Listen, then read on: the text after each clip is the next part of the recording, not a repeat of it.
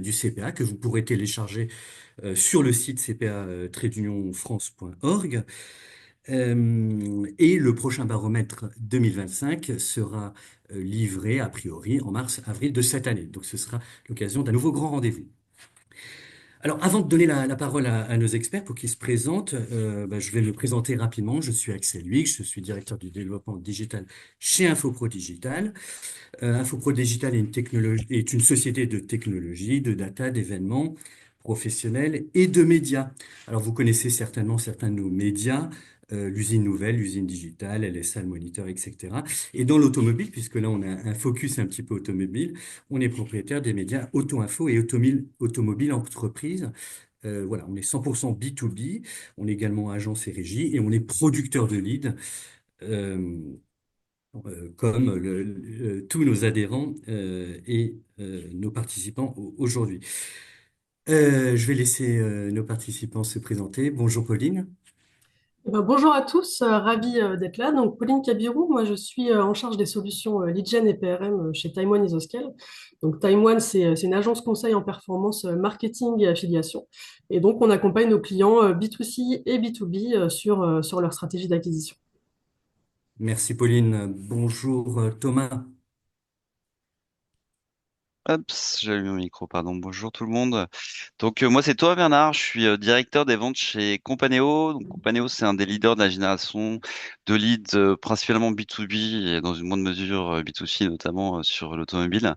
On fait du lead exclusif et beaucoup de leads mutualisés en France, à l'international depuis 25 ans et on accompagne la stratégie d'acquisition de 2000 clients avec plus d'1 million de leads générés chaque année. Merci Thomas. Bonjour Laurent. Bonjour à toutes et à tous. Bonjour Axel. Donc, Laurent Joly, responsable des partenariats chez Data On Demand. Nous sommes une agence experte en génération de leads, en lead management, en CRM depuis plus de 10 ans. Nous définissons, mettons en place et monitorons les solutions les plus héroïstes, comme on dit, pour recruter et fidéliser les clients. Merci Laurent. Bonjour Emmanuel. Bonjour à toutes et à tous. Donc, je suis Emmanuel, je suis DGA chez DataVenture. On fait depuis 2 ans partie d'un groupe expert en accélération digitale qui s'appelle European Digital Group. Et pour notre part, on intervient essentiellement en marketing et en data et perf marketing au niveau national ou auprès d'organisations en réseau et en stratégie exécution PRM, CRM pour des annonceurs que l'on aide à identifier, conquérir et fidélité des prospects, des clients. Merci Emmanuel. Bonjour Lionel. Bonjour à toutes et à tous, ravi d'être là. Je suis Lionel Bianco, je suis le CEO du pôle Sales Intelligence d'Altares. Donc Altares, société spécialisée dans la data B2B, France internationale. Et donc notre métier, ça va être d'activer cette data pour générer des leads exclusivement B2B, euh, euh, essentiellement des leads exclusifs. Nous générons aujourd'hui plusieurs centaines de milliers de leads pour nos clients et également dans le secteur auto qui va nous animer aujourd'hui. Merci Lionel. Donc effectivement des experts de la génération de leads B2C et B2B autour de la table. Et on a la chance aujourd'hui d'avoir un grand témoin qui va nous accompagner durant cette session et qui répondra à nos questions, en particulier à la fin du webinaire et à vos questions aussi. Je rappelle qu'il y aura un petit temps pour les questions, pour vos questions, et vous pourrez lever la main et on vous donnera la parole si vous voulez poser les questions à notre grand témoin Philippe Le Foulaire de Lexus ou à nos adhérents. Bonjour Philippe et merci. Bonjour Axel, bonjour à toutes et à tous. Ravi d'être avec vous aujourd'hui. Donc Philippe Le Fouler, chef de produit pour la marque Lexus sur le marché français, donc le constructeur premium du groupe Toyota. Au-delà de la gamme de véhicules sur lesquels j'ai la chance de travailler, je m'occupe aussi de toute la partie acquisition pour nos nouveaux clients. Merci Philippe, à tout à l'heure. Petit sommaire, qu'on va rapidement dérouler. On va faire un petit état des lieux très rapide. On va parler de valeur de lead, de typologie de lead, de considération d'engagement, du rôle crucial de la data, du lead management et nurturing. On aura du temps avec Philippe pour répondre à nos questions et à vos questions. Et ensuite, vous pourrez poser toutes les questions que vous voudrez à nos adhérents et ou à Philippe. Petite introduction. Le marché de la pub en général se porte bien, c'est pas moi qui le dis, c'est le baromètre Bump qui a noté cette année de T1 à T3 2024 une augmentation générale de plus 8,1% des investissements publicitaires. C'est vraiment du global au niveau national. Sur le digital, cette année, ce baromètre prévoit une augmentation de plus de 8,6% des investissements. Donc, il note une accélération positive du marché. Donc ça, c'est plutôt dans ce contexte un petit peu particulier, économique et politique qu'on a. On sent que notre écosystème se porte plutôt bien et c'est tant mieux. Sur les leviers social display et autres leviers, alors autres leviers, c'est la catégorie que fait ce baromètre et qui regroupe notamment l'affiliation, l'emailing et les comparateurs. On note également de S1 2023 à S1 2024 bah, une augmentation des investissements. Donc ça veut dire que la digitalisation est toujours en cours, qu'il faut investir pour se faire connaître, qu'il faut investir pour avoir de nouveaux clients et la lead gen permet de renouveler sans cesse ses clients puisque bah, sans clients, une entreprise ne peut pas être pérenne. Je vais passer la parole à Pauline. À toi, Pauline. Oui, merci Axel. Alors, bah, peut-être pour commencer, je vous propose de revenir rapidement sur le sujet des cycles de vente. Voilà, on sait qu'ils sont de plus en plus complexes et surtout, c'est de plus en plus compliqué de décrypter le comportement de maturité d'un prospect. Concrètement, le tunnel de conversion tel qu'il existait avant, je crois qu'il est complètement remis en question parce qu'il est beaucoup moins linéaire. D'ailleurs, c'est ce que Google appelle le messy middle, c'est-à-dire l'espace très complexe entre un facteur déclencheur et un achat. Et bah, concrètement, il existe presque autant de comportements d'achat que de clients. Et donc, bah, voilà, une fois qu'on se dit ça, on se dit que dans une stratégie de lead gen, il faut aussi qu'on s'adapte et que c'est devenu indispensable d'apparaître au plus tôt auprès de vos prospects pour justement pouvoir influencer de la manière la plus efficace les comportements d'achat. Alors, c'est vrai que souvent, nos clients viennent nous voir en nous demandant de leur générer des leads chauds, des leads matures, des leads qui sont prêts à transformer tout de suite. Et on les comprend, hein, dans ce contexte économique, tout le monde a besoin d'avoir des résultats rapides. Mais c'est justement, je pense, dans ce contexte qu'il faut s'adapter et capitaliser sur une stratégie d'acquisition un peu plus long-termiste. Et concrètement, bah, plus tôt vous serez en relation avec vos prospects, plus vous aurez de chances de les transformer, parce que bah, vous aurez le temps d'observer leur comportement, de comprendre leurs besoins. Et tout ça, ça va nous permettre justement de détecter au mieux le moment où votre prospect sera dans sa phase de conversion. D'ailleurs, une stat intéressante, hein, on sait que 70% des leads s'engagent avec la première société avec qui ils sont rentrés en contact. Donc là, on voit bien qu'il faut capitaliser sur le fait bah, que ces leads-là, qui sont aujourd'hui peut-être un peu moins matures, qui vont représenter le gros de vos opportunités commerciales futures.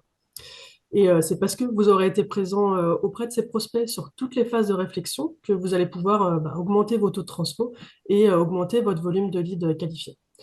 Et donc voilà, en effet, tous les leads ont de la valeur, hein, c'est pour résumer la pensée, quelle que soit leur maturité. Et l'objectif, l'enjeu, c'est d'accompagner au mieux ces leads jusqu'à la conversion. Et c'est ce qu'on va pouvoir voir sur la suite de ce webinaire. Et au-delà de la maturité des leads, il y a aussi une importance de couvrir toutes les typologies de leads. Je crois que Thomas, tu as prévu de nous en parler.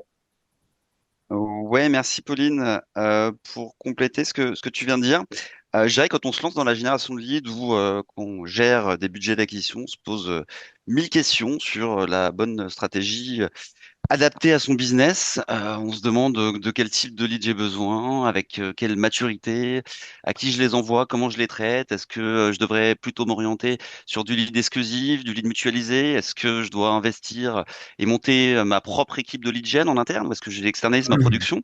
Donc, on a souvent tendance, je dirais, par erreur, à opposer les différentes stratégies d'acquisition, les différents types de leads. Mais en fait, on voit, et pour reprendre un peu ce que disait Pauline à l'instant, que bah, toutes les approches sont ultra complémentaires. En termes de maturité, par exemple, on va. Alors moi, j'entends hein, parfois dans mon quotidien, je veux que du lead SQL parce qu'ils sont plus chauds. Donc, on va souvent opposer hein, les deux typologies de lead MQL, dit un peu plus froid, et SQL. Alors peut-être pour que tout le monde soit au même niveau, on va juste redéfinir ce qu'est un lead MQL. Donc, c'est les Marketing Qualified Lead.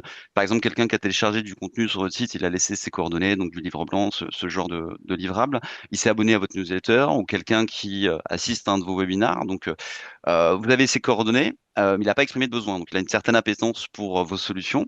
Donc, vous n'allez pas encore pouvoir les transmettre à vos équipes commerciales. Il va falloir les faire progresser pour les faire arriver à maturité, mais ils sont souvent plus rémunérateurs, ces leads-là. Nous, on les utilise souvent sur de gros projets, hein. Alors en B2B, quand on veut toucher les ETI, les grands comptes, et en B2C, c'est la même chose. On va plutôt utiliser ces typologies de leads plus rémunérateurs en termes de revenus pour les entreprises sur les gros projets. Donc. Et puis les sales qualified leads, donc là, hein, par opposition, c'est des leads chauds, donc c'est le prospect qui a passé une demande de devis, une demande de contact. Si on rattache ça à notre fil rouge du jour, qui est le secteur automobile, c'est par exemple quelqu'un qui a appelé directement la concession Lexus ou qui a rempli une demande d'essai sur le site. Donc ça, hein, vous allez pouvoir alimenter vos commerciaux avec ces leads SQL. Vous allez pouvoir capter du volume puisque c'est les prospects qui ont exprimé un besoin.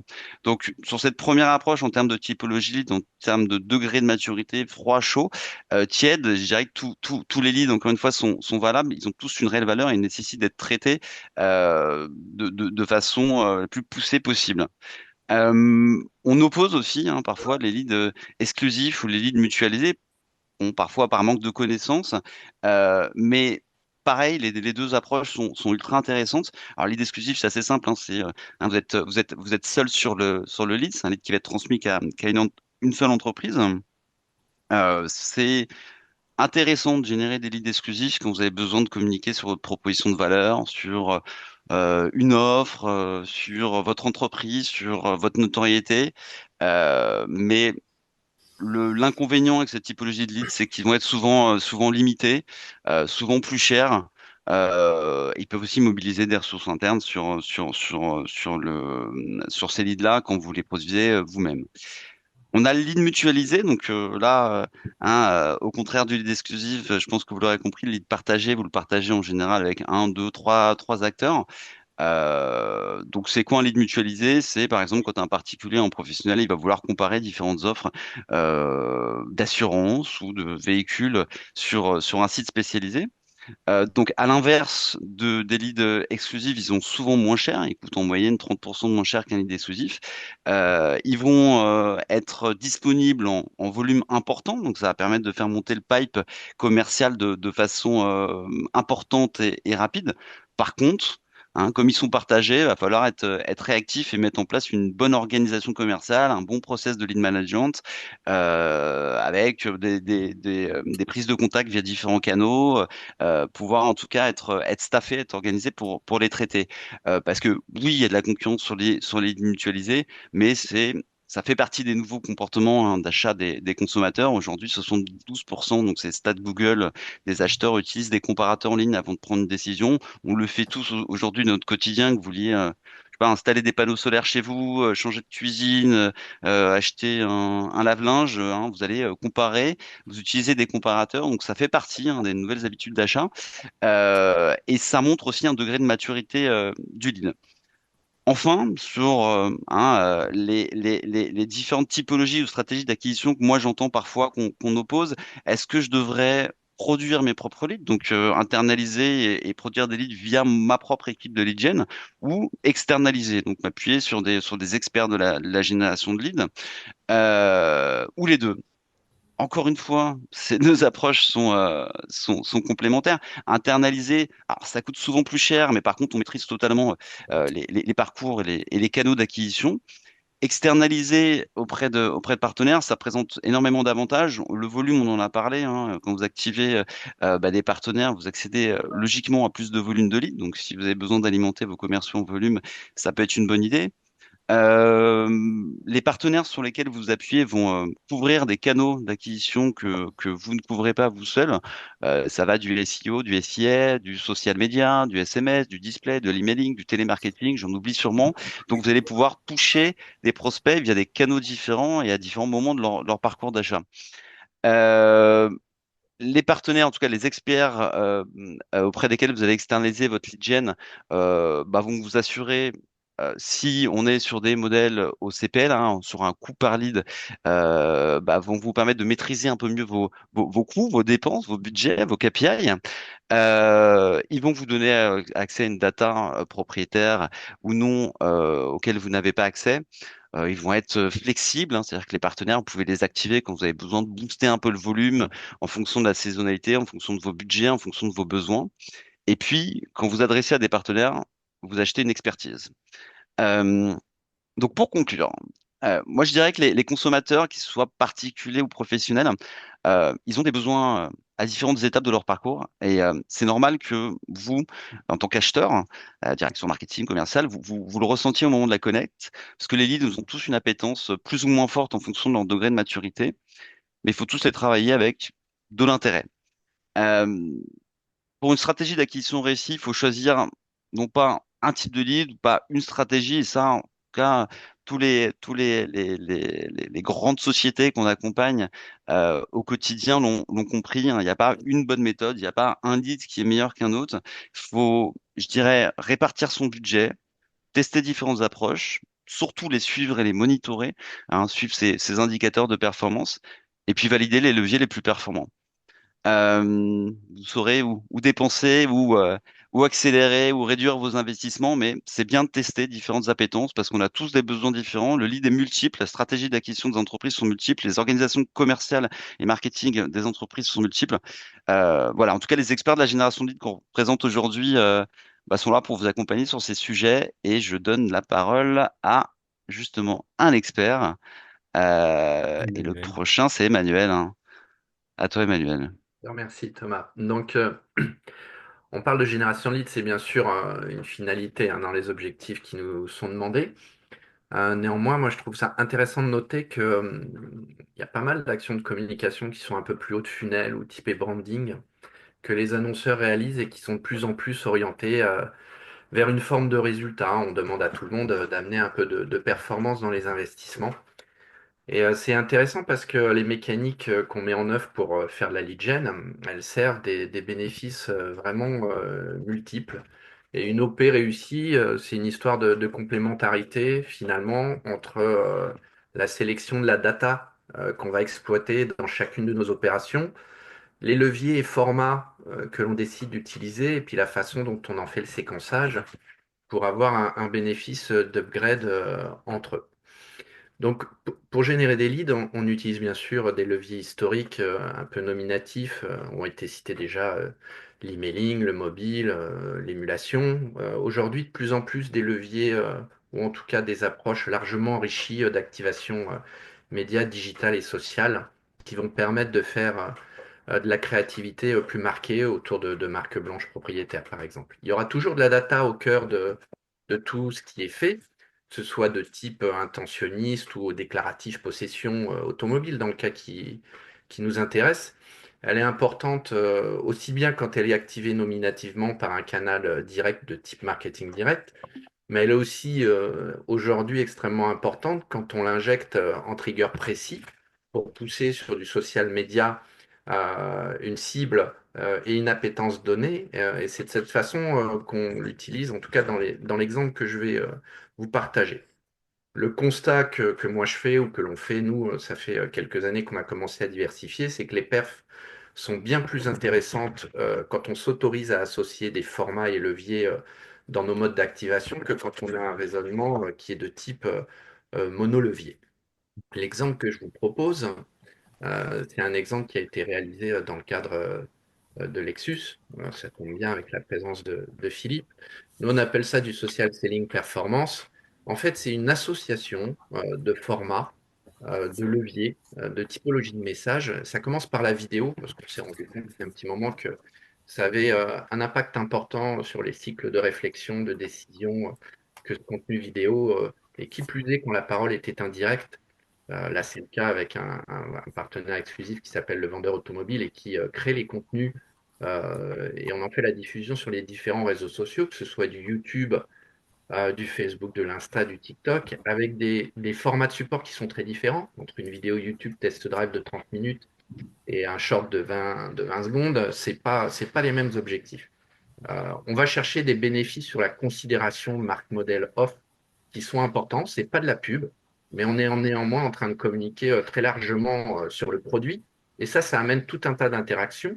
Euh, sur l'exemple précis, plus d'un million de vues, tout format confondu, mais aussi des interactions avec les publics cibles qui vont exprimer sur YouTube leur appétence, ou en tout cas qui vont faire des likes sur les différents formats, qui vont rentrer dans des discussions et commentaires.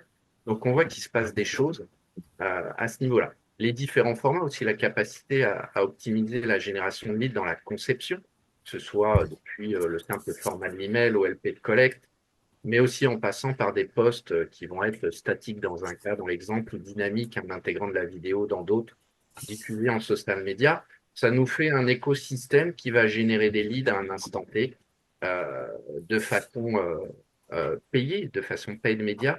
Et ces multi-formats et leviers, bah, il y a un moment, une étape importante avant de les livrer aux clients, c'est d'être capable de les faire transiter par une techno de lead management qui est en capacité d'intégrer ces différents formats, de les dédupliquer, de mettre une couche de quality et de les redescendre en instantané pour un traitement par le client derrière, que ce soit sous effet de call counter, du réseau ou autre. Là, c'est un petit moment dans le parcours qui échappe à ce que nous, on peut faire. Mais de façon générale, on se rend compte que quand on met en place une opération de lead gen, et pas seulement sur ce format de type SSP, parce qu'on gère pas mal d'opérations pour des retailers sur d'autres leviers de type mobile, SMS, RCS, on se rend compte qu'il y a des interactions avérées quand on discute avec eux, que ce soit en visite web, en recherche localisée, en appel entrant, en visite physique dans les stores.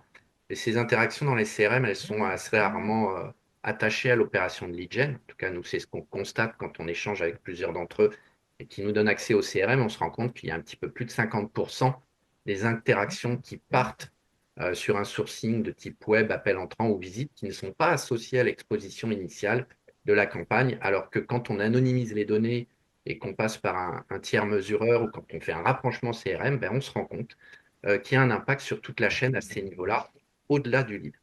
Donc concrètement, si on veut rentrer dans les bénéfices de ces associations de leviers, dans le cas précis de l'opération et du lancement du véhicule de Lexus, le but du jeu, c'était d'aller générer un volume important de leads sur une donnée précise, en jouant sur tous ces formats et sur tous ces leviers, avec un objectif de qualité au final sur les volumes transmis et leur capacité à transformer en opportunité.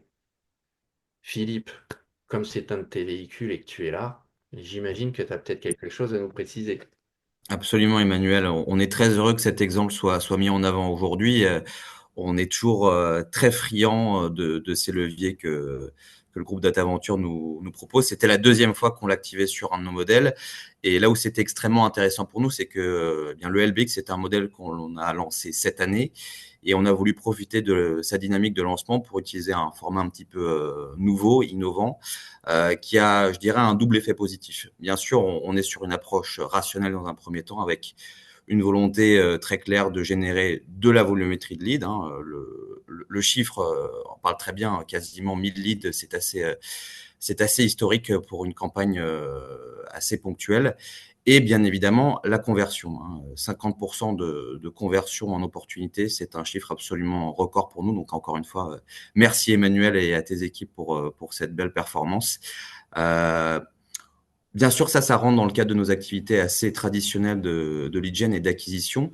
Mais ce qu'on recherche aussi avec ce genre d'activation, c'est tout simplement la notoriété. On est sur un nouveau modèle. Le nom n'est pas connu du grand public. On est une marque qui cherche encore à se faire connaître du marché premium. Donc là aussi, on a eu la possibilité de venir toucher une clientèle qui n'est pas forcément acheteuse à l'instant T, mais qui va en tout cas intégrer assez facilement le nom Lexus, le nom LBX.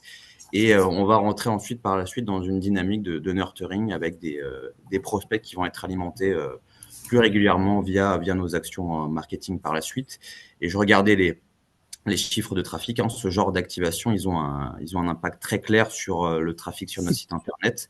Donc finalement, on s'y retrouve à tous les niveaux, hein, que ce soit sur la partie business pure, mais aussi sur la partie notoriété dont on est extrêmement friand, bien sûr.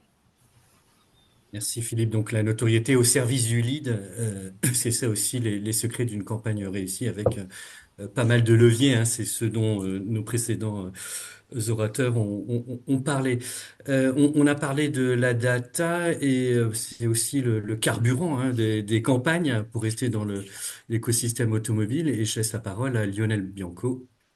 Merci beaucoup, Axel. Donc, c'est vrai, on a parlé de pas mal de sujets. On a parlé de la valeur du lead avec Pauline, des types de lead avec Thomas, que ce soit MQL, SQL, etc. On vient de parler d'engagement, de branding, de notoriété. Et donc là, je vais faire un focus, je dirais, sur le rôle crucial, hein. Tu parlais de carburant, Axel, mais voilà, le rôle crucial de la data pour ces campagnes de génération de leads. Cette data que nous allons devoir bien cibler, bien activé suivant différents leviers et derrière différents formats pour avoir un volume de lead et une qualité de lead optimale. Ce qu'on peut constater aujourd'hui dans le monde de la data, c'est que l'accès à cette data est de plus en plus, je dirais, complexe. On a la possibilité d'avoir des sources de données externes, internes, des modes de collecte qui peuvent être extrêmement différents. On peut scraper en respectant des règles. On peut faire de l'acquisition avec des partenaires. On peut collecter via CLP sur le web. Bon, bref, donc tout ça fait qu'aujourd'hui, il est important de se poser et de se dire qu'est-ce qu'on doit faire aujourd'hui pour sélectionner la meilleure data. Et je voulais illustrer un petit peu ces propos hein, sur l'importance de la data avec quelques chiffres que je voulais partager avec vous. Le premier, c'est 23%. 23%, c'est l'augmentation des fermetures d'entreprises entre la fin d'année 2021 et 2024. Ce qui veut dire qu'aujourd'hui, vous avez dans vos bases des entreprises qui n'existent plus, hein, si on est dans le contexte B2B, ou qui vont disparaître parce qu'elles n'ont pas une santé financière qui va permettre justement de poursuivre leur activité. Donc, clairement, ça n'aura pas de sens de les targeter. 25%, c'est le taux moyen d'érosion d'une base de données sur un an. C'est-à-dire que si on prend aujourd'hui une base de données, quelle qu'elle soit, au 1er janvier 2025 et qu'on regarde au 31 décembre 2025 est-ce qu'il en est, on va voir qu'il y a plus d'une ligne sur quatre sur laquelle des données ont pu changer, que ce soit le nom du dirigeant, un mail, un téléphone, une adresse, bon bref, tous les éléments nécessaires je dirais, à réaliser des campagnes de génération de leads optimales. Et enfin, suivant une étude là, qui est le Marketing Data Impact Report, on voit que 43% des marketeurs B2B qui ont utilisé de la donnée pertinente pour cibler l'audience et générer des campagnes de leads ont vu une augmentation nette de leur chiffre d'affaires et de leur lead. Donc tout ça met en avant, je dirais, l'importance de cette data. Et ce qu'on peut voir ici, c'est finalement quelles sont les best practices. On pourrait en parler pendant des heures, mais on n'a pas des heures et voilà, on pourra en parler ultérieurement si vous le souhaitez. Une préco qu'on peut vous faire, c'est d'adapter les segmentations à la fois de la segmentation classique, évidemment des secteurs d'activité, des tailles d'entreprise, des zones géographiques, bref, tout ce type de segmentation que nous connaissons ce sont des segmentations qui sont encore nécessaires, mais il faut coupler ça également à de la segmentation que je dirais innovante. On va parler d'analyse prédictive, on va parler également de s'appuyer sur l'IA avec des algorithmes qui vont nous permettre, je dirais, de pouvoir identifier les meilleures entreprises. On va parler de comportement d'achat, de score d'appétence. Et tous ces éléments-là, aujourd'hui, couplés avec de la segmentation traditionnelle, permettent aujourd'hui d'obtenir les meilleurs segments et de pouvoir les activer. L'autre point qui nous semble également important, c'est de partager ensemble l'importance de votre data, la data que vous avez à disposition, qui est une véritable mine d'or et qui est souvent sous-exploitée. Tout à l'heure, Thomas parlait de type de lead et disait est-ce qu'il vaut mieux internaliser, externaliser. On pourrait également avoir la même approche sur la partie data. S'appuyer sur votre data est un point de départ fondamental à condition que votre data soit de qualité. Et une data de qualité, c'est quoi?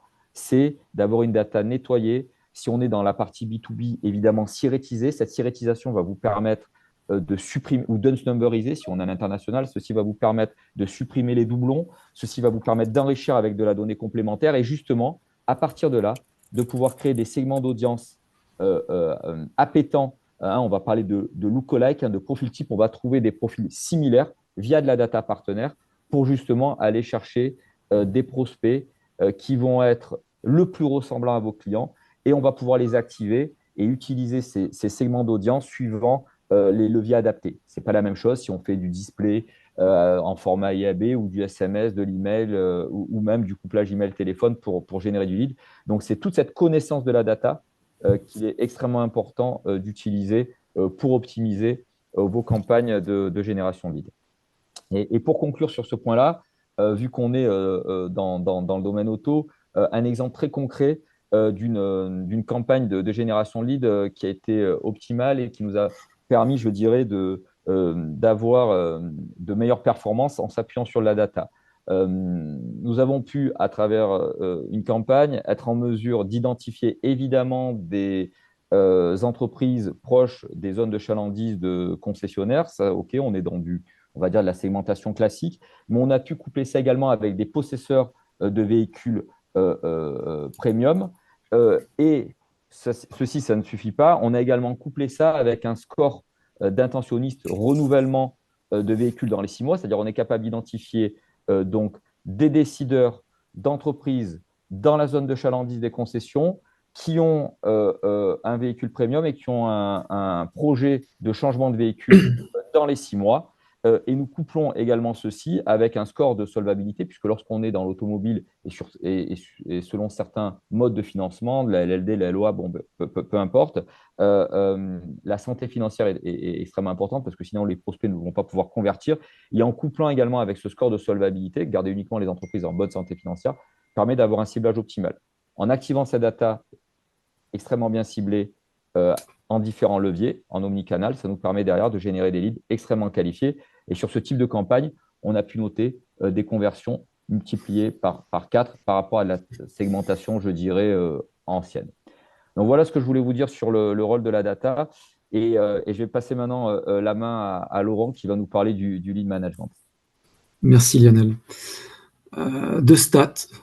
Pour commencer, 8 fois plus de conversions pour des leads contactés dans les 5 premières minutes et 48% des commerciaux abandonnent après une seule tentative.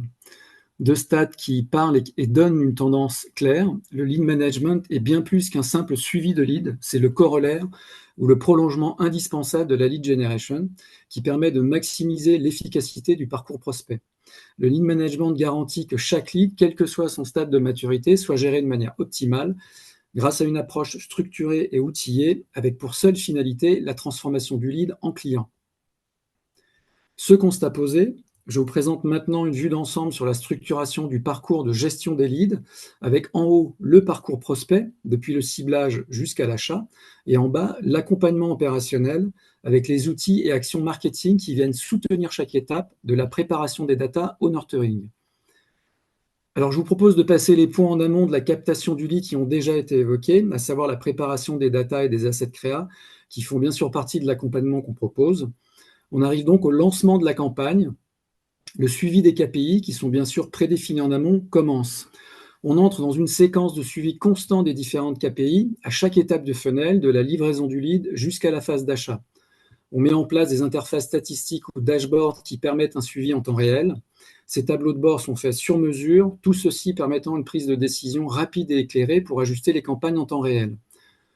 Une fois les leads reçus dans le CRM ou la DMP de l'annonceur, on les score ou on les classifie selon leur probabilité de conversion. Cela permet de prioriser les actions sur les prospects les plus prometteurs, tout en adaptant les efforts sur les autres. Par exemple, un lead avec un score élevé sera immédiatement transféré aux équipes commerciales, ici aux concessionnaires, quand un lead moins mature pourra être inclus dans des actions de nurturing spécifiques. On va voir ça plus en détail tout de suite après. Vient ensuite la phase de rappel. Ici, on traque le rappel du lead. Le call tracking mesure la réactivité des appels des leads par les forces commerciales. Cet outil permet d'évaluer le délai moyen entre la réception d'un lead et le premier contact, d'identifier les points de friction dans le traitement des leads, de renforcer également la formation des équipes commerciales pour améliorer les performances. On l'a par exemple mis en place sur les marques du groupe VGF où tous les leads doivent être rappelés dans un délai précis.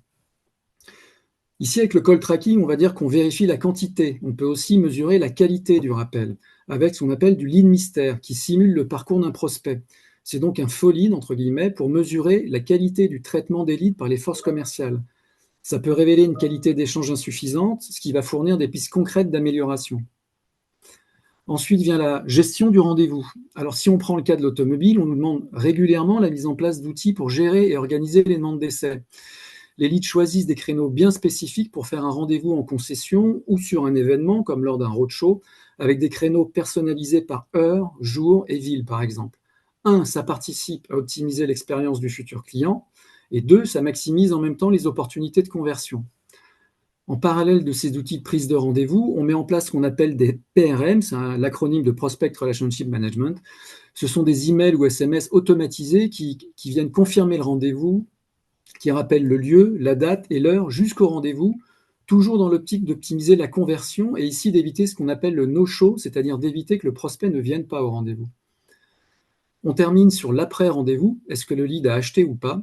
Ici, on met en place des enquêtes par email, par SMS ou téléphone qui mesurent la qualité ressentie par les leads eux-mêmes post-campagne.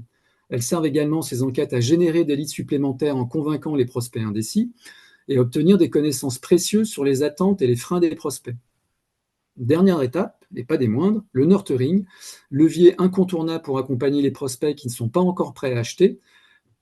Pauline va nous en parler dans quelques secondes. Juste pour conclure, comme vous le voyez, l'enjeu est d'accompagner les prospects tout au long de leur parcours grâce à des outils et des approches complémentaires. Chaque étape contribue à maximiser le potentiel des leads et à les transformer en opportunités concrètes. Le suivi des KPI étape par étape, la classification des leads, le tracking des appels par les forces commerciales, les lignes mystères, les enquêtes ou le nurturing travaillent tous ensemble pour garantir des résultats mesurables. Et Pauline, tu nous en dis plus sur cette dernière étape clé qui est le nurturing. Ouais, merci Laurent. Alors, je vais introduire avec une stat parlante qu'à mon avis, vous connaissez tous très bien. Euh, En moyenne, il y a 80% des leads marketing qui ne sont pas convertis, donc c'est principalement lié à ce qu'on disait tout à l'heure, hein. C'est-à-dire que les comportements d'achat, ils ne sont pas linéaires, ils sont beaucoup plus complexes. Mais la bonne nouvelle, hein, puisque voilà, il faut voir le positif, c'est que c'est pas parce qu'un lead ne transforme pas à l'instant T qu'il va jamais transformer. Donc là, bah, l'objectif du nurturing, c'est de ne pas jeter à la poubelle les 80% de leads que vous avez générés, puisqu'on sait qu'une partie de ces leads va transformer dans le temps. Donc l'enjeu hein, ici du nurturing, c'est aller détecter quels prospects parmi ces 80% seront en mesure de convertir un jour et de les animer, d'apprendre à les connaître, de les accompagner jusqu'à la conversion, et puis de détecter aussi quels prospects ne convertiront jamais, et puis pour voilà, les sortir des parcours. Donc l'intérêt, c'est quoi? C'est que grâce au nurturing, on va générer en moyenne 50% de prospects qualifiés en plus. Et on gagne aussi en qualité, puisque les leads qui transforment depuis le lead nurturing, ils font des achats en moyenne 47 fois plus élevés que les autres leads. Et voilà, donc concrètement, comment on met ça en place? La première étape, ça va être de créer des parcours personnalisés et automatisés, donc sur des outils de marketing automation, hein, donc soit chez vous, sur vos outils, ou en passant par des prestataires, comme on le peut faire nous chez Time One pour nos clients. Ensuite, une étape importante, ça va être de segmenter vos bases de données. Lionel, tu parlais tout à l'heure de l'importance de la data. C'est vrai qu'ici, sur le lead nurturing, c'est vraiment un sujet central parce que c'est grâce à la connaissance client, donc de savoir d'où vient le lead, pourquoi il n'a pas transformé, qu'on pourra personnaliser les workflows en fonction des attentes du prospect, de ses intérêts. Et puis en B2B, tu en parlais aussi tout à l'heure, Lionel, en fonction du secteur d'activité, de sa fonction, de sa solvabilité, tous ces critères qu'on peut croiser. Et ensuite, pour nourrir ces prospects et ces parcours, il faudra bien sûr des contenus adaptés. On a déjà pu en parler de l'importance du contenu, mais ici sur le nurturing, l'objectif c'est de bien anticiper les besoins de chaque prospect et donc de leur fournir toutes les informations qui pourraient les rassurer et influencer leurs décisions dans l'acte d'achat. Donc les contenus sur du nurturing, ça va être du contenu complémentaire, ça peut être du guide, du témoignage client, des invitations à des événements, des infos produits. Et l'enjeu ici, c'est de réussir à envoyer les bons contenus au bon moment. Et pour ça, il va falloir mettre en place du lead scoring pour déterminer les attentes de chaque lead. Donc, t'en parlais, Laurent, tout à l'heure, hein, du scoring. C'est vrai que là, ici, on va évaluer déjà le contexte, c'est-à-dire pourquoi le lead n'a pas transformé. On va évaluer aussi la valeur du prospect, son score d'appétence et donc sa probabilité de transformer. Et puis, bien sûr, on va regarder aussi tous les comportements sur nos campagnes, c'est-à-dire où est-ce qu'il clique, qu'est-ce qu'il a ouvert comme contenu, qu'est-ce qu'il a téléchargé. Et puis, on va croiser aussi avec les comportements sur le site de nos clients. Donc, combien de temps ils sont restés sur le site, quelles pages ils ont visité, où est-ce qu'ils ont cliqué. Et tout ça, ça va nous permettre de suivre les prospects et évidemment d'en transformer un maximum en lead et en lead show. Merci Pauline, merci à tous nos experts autour de la table d'avoir su valoriser la lead gen. Je sais pas vous, mais voilà, en regardant un petit peu tous les coulisses du lead, de comment se fabrique un lead, depuis la data, en passant par le management, le nurturing, le branding et autres, on n'imagine pas la complexité des dispositifs d'acquisition. Et on sait que la prospection, c'est un enjeu fort des entreprises. Je l'ai dit en introduction, pour renouveler leurs clients, elles ont besoin de nouveaux clients et on va chercher des nouveaux clients grâce aux dispositifs d'acquisition digitale. Et ces dispositifs, on a remarqué, nous, tous autour de la table, qui sont pas assez valorisés. Et c'était ça un petit peu l'enjeu de ce webinaire, avant de passer la parole à Philippe. Ils sont sous-estimés. Et souvent, on ne regarde que la valeur du lead via le prisme du prix, en fait. Combien ça coûte? Non. Il n'y a pas que le prix qui compte. On a vu dans tout ce qu'ont dit nos adhérents que ben voilà, les stratégies d'acquisition sont complexes, se prennent du temps, ça doit être dans un temps long, avec des spécialistes, des partenaires, des technologies également, du conseil, et tout ça se doit d'être valorisé. Et je voulais remercier nos adhérents d'avoir su redonner un petit peu les lettres de noblesse à la lead gen.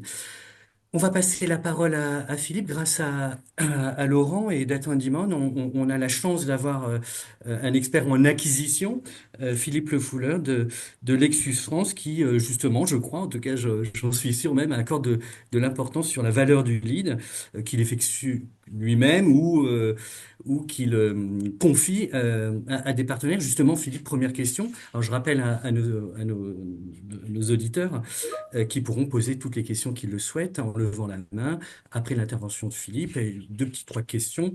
Justement, Philippe, confier sa stratégie d'acquisition tout ou partie voilà, à un partenaire, à un expert comme nous, c'est un sujet chez Lexus?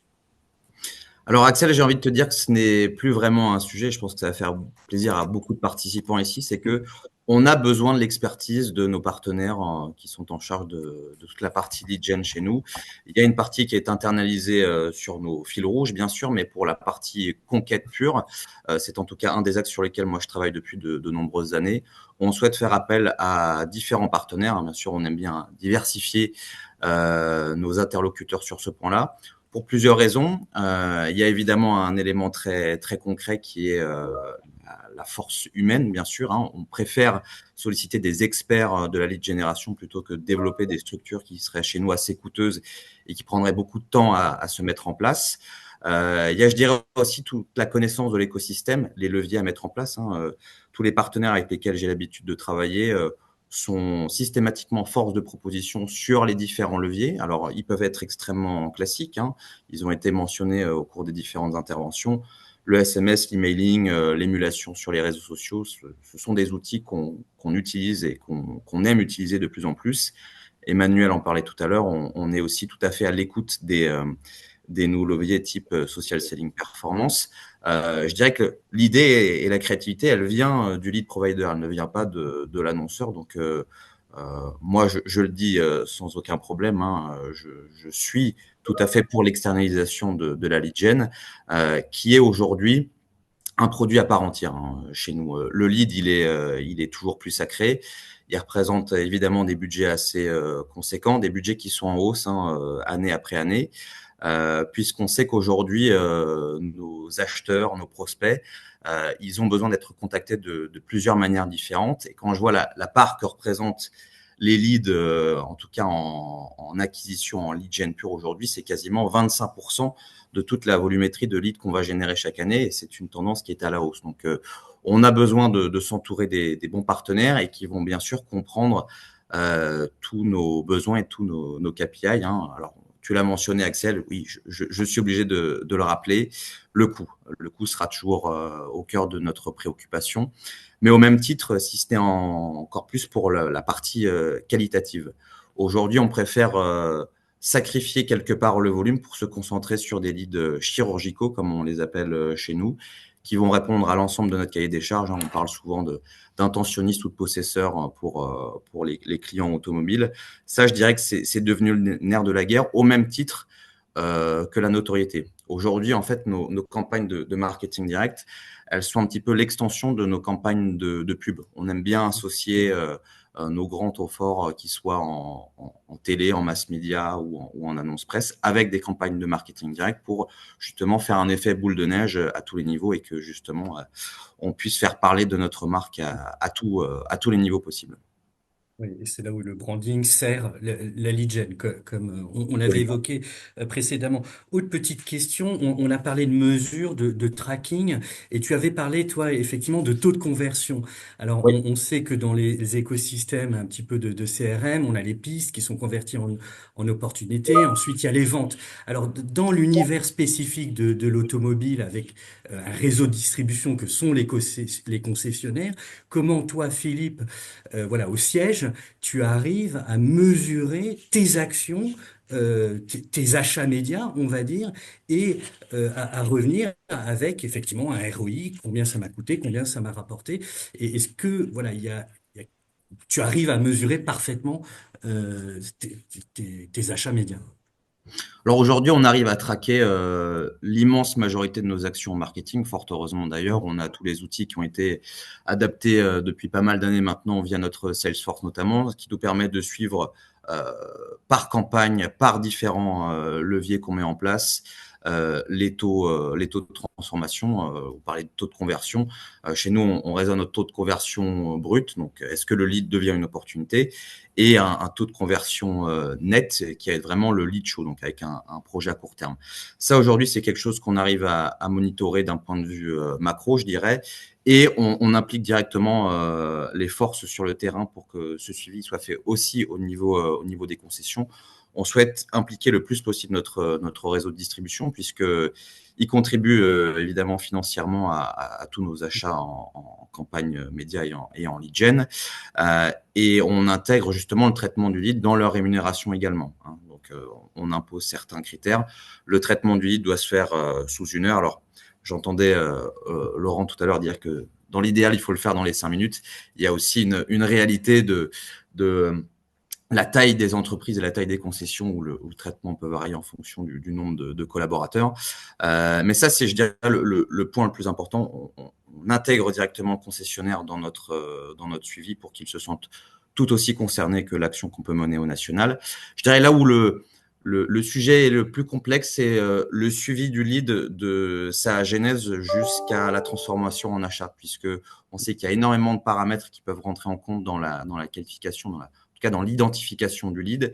Et il se peut parfois que le bon de commande qui soit signé, eh bien, il y a simplement un élément qui va différer du lead qui aurait été généré et finalement on se dire, ah tiens, ce lead, en fait, il n'a pas terminé en commande.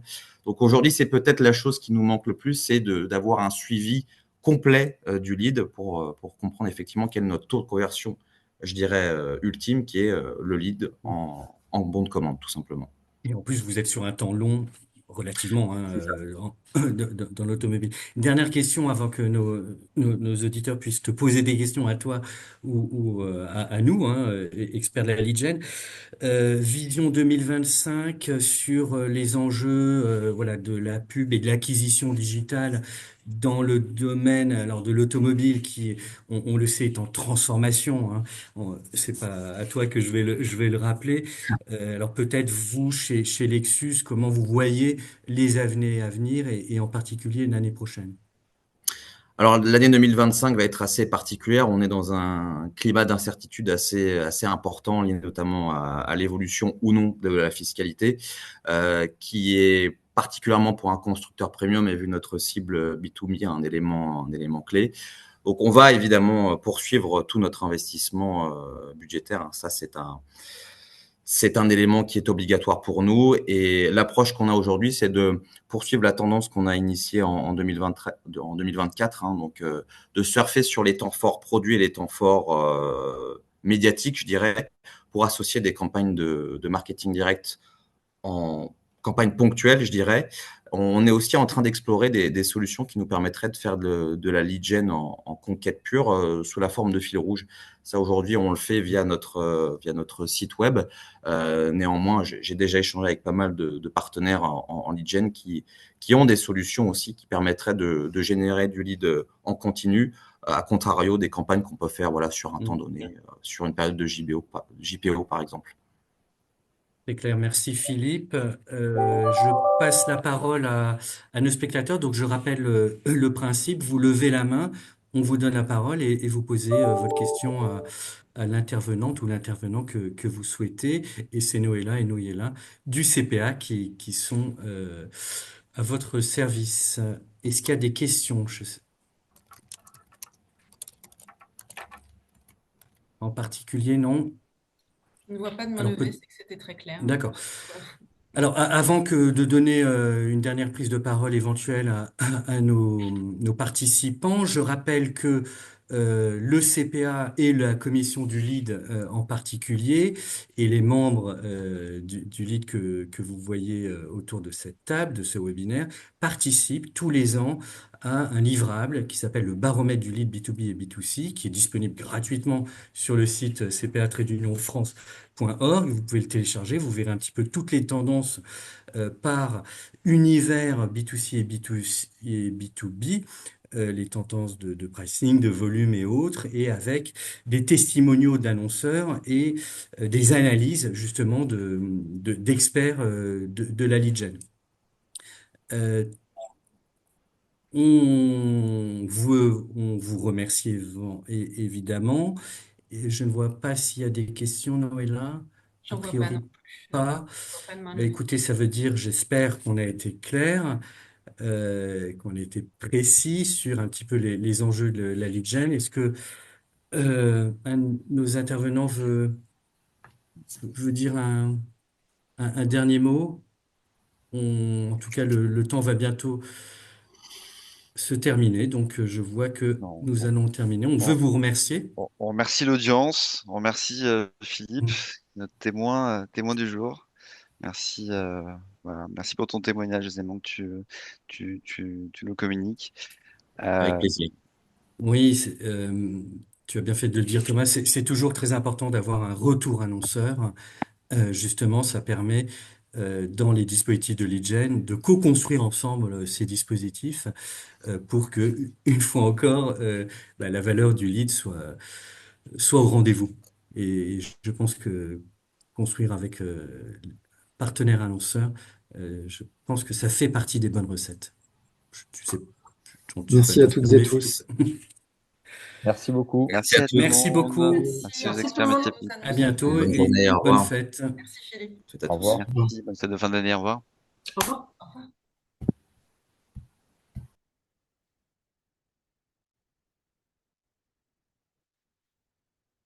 Merci Lionel. Salut. Bye bye.